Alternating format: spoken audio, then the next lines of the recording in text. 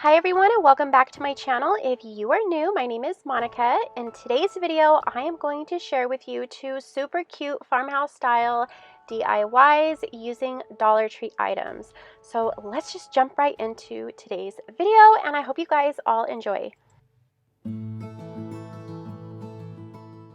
Okay, so before I get started, I'm just gonna kind of go over everything that I have and what I will be using for what and where I purchased everything, because not everything was purchased at the Dollar Tree. So first I'm going to show you these books. They are hardback books that I purchased from the Dollar Tree, and then I'm just going to use some fabric that I had already in my craft room. And then I purchased this nautical jute rope from the Dollar Tree as well, and I love this stuff. You can use this for so many different things. And then I also picked up a few of these little miniature rose bundles. I got a few of those and I love these. I thought they were so pretty and delicate looking. And I have made Dollar Tree DIYs before and I have been asked to show the tag. So on the tag it just says roses, and I believe these were in 2 or 3 different colors, and I picked that pinkish red color. And then I also picked up this crafting styrofoam, and it came in a set of 3. And then I picked up some terracotta clay pots, and these were in a set of 2. These would also be super cute to have in the kitchen and grow maybe like some herbs like basil and oregano and stuff like that. So that is what I picked up at the Dollar Tree. And then I did stop by at Hobby Lobby and I picked up some chalk paint. And I love painting with chalk paint. And then I also picked up some metallic gold colored paint, and I picked up those 2 items at Hobby Lobby. And these are just a few items that I have already had in my craft room, like my glue gun with some glue sticks and then some paintbrushes. So the first thing that I'm going to show you is how to make a farmhouse style book stack, and you can customize these however you wish. You can write names on the spine, or you can put like some pretty words on there, or whatever you wish. I just kind of left mine blank.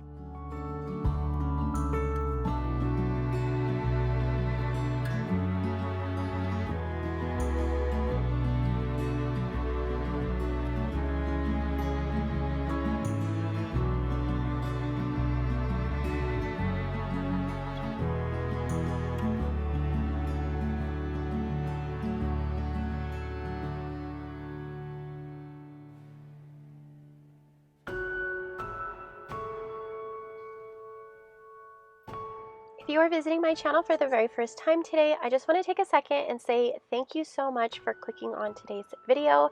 I hope that you are enjoying it so far, and I hope that you consider subscribing to my channel if you haven't already. I do a lot of cleaning and decorating over here, so if you are into that sort of thing, I would absolutely love to have you.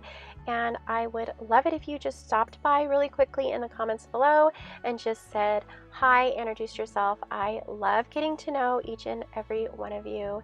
And again, I just want to say thank you for stopping by, and also make sure that you are following me over on my Instagram. I do share over there a ton more, and I would love to have you over there as well.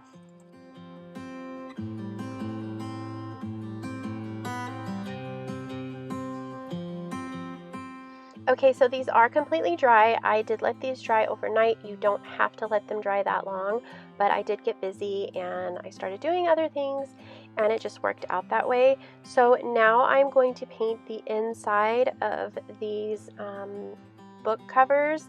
You can just see a lot of that blue and that black, and I wanted to cover that up with the white paint. So once I'm finished with that, I'm going to take my gold metallic paint and paint the outer edges of the pages, and this turned out so incredibly pretty. You're going to want to make sure that you hold the pages together when you do this. It just looks a lot neater. So what you're going to do is you're just going to take your gold paint and paint along the edges as the pages are closed. I love this. It turned out so pretty. You can use a silver paint, would also look just as pretty. This was my first time making these, so I was a little sloppy with the gold paint. If I do this again, I will definitely let the white paint completely dry, and then that way I can tape it off or just be a little neater with it, but you guys kind of get the idea, and I love the way these turned out. I think they turned out so pretty.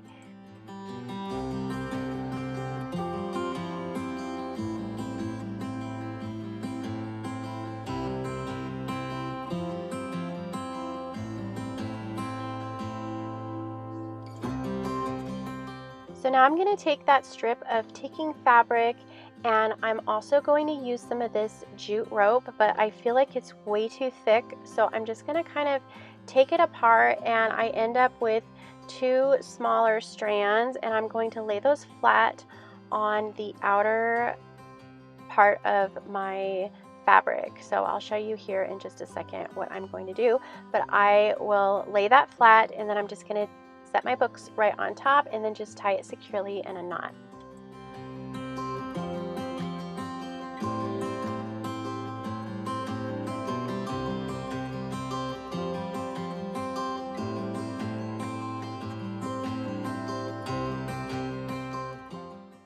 So here's what they look like finished, and I think they look so incredibly adorable. And like I said before, you can customize these if you want to put names on the spine, or you can use any type of ribbon that you wish. You can even just stack them, you can distress them, you can use a wood stain and kind of make them look a little aged. But I love the way these turned out, and they look super cute sitting here on my mantle.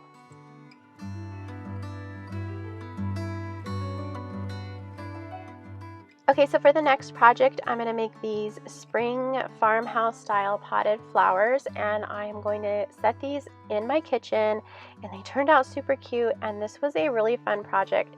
Most of you don't know this, but I did do floral design before I was a stay-at-home mom, and I loved it. So whenever I get an opportunity to make something as far as making an arrangement or anything that has to do with fresh flowers, I am all for it.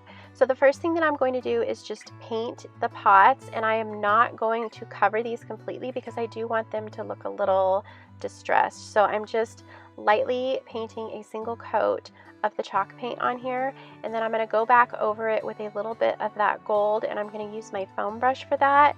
So what I'm going to do is I'm just going to kind of make like a tiny little mark with the gold paint, and then I'm going to take the dry side of the sponge and kind of rub that in, and you'll see how I do that in just a second.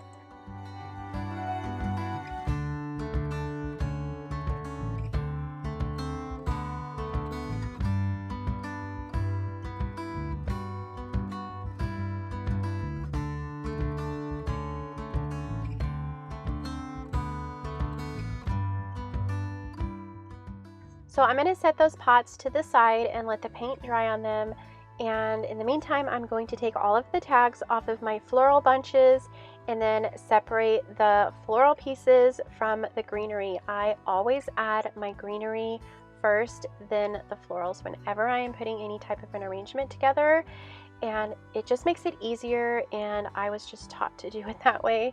So that is what I am doing right here.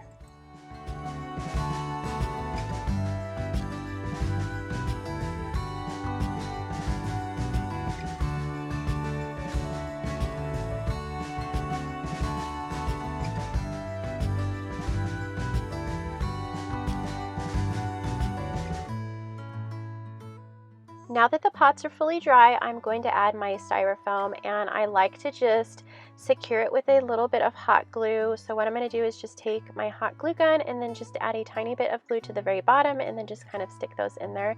It just kind of keeps them from moving around or shifting.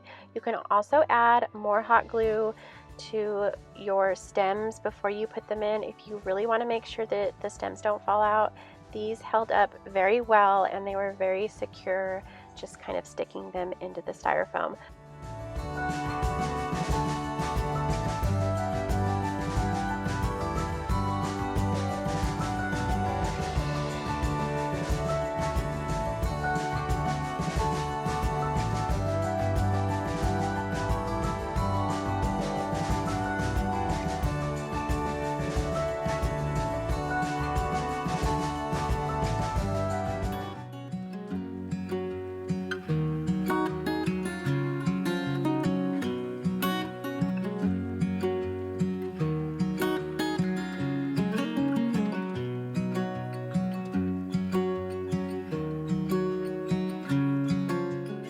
Okay, so I was originally going to keep these pots without the jute rope.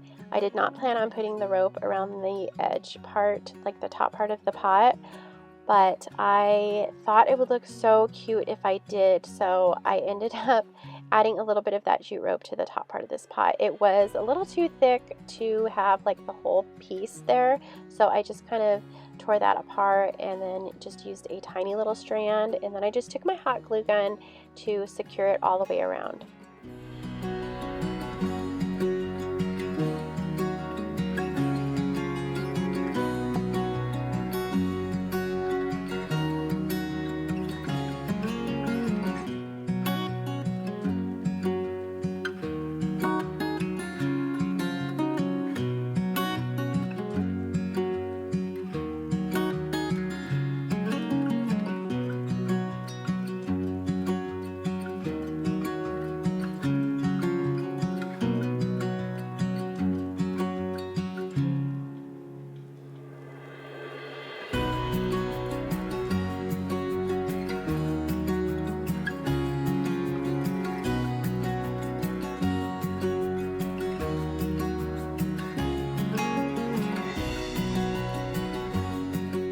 So once I was finished, I just added them to my scales that I had sitting on top of my refrigerator, and I think it looks absolutely adorable.